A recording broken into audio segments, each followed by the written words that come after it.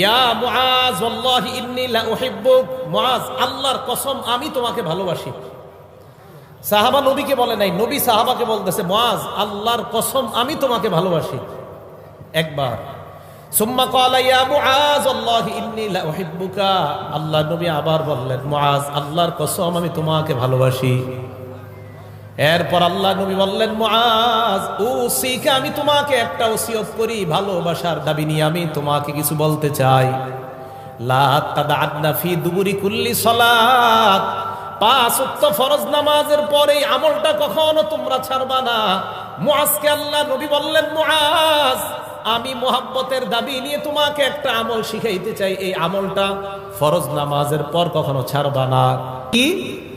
ফরজ নামাজের সালাম ফিরানোর পর বলবা আল্লাহুম্মা আইন্নি আলা যিকরিকা ওয়া শুকরিকা ওয়া হুসনি ইবাদাতিক। ওলামা ছাড়া অন্য কে এই দোয়াটা পড়ছেন আজকে?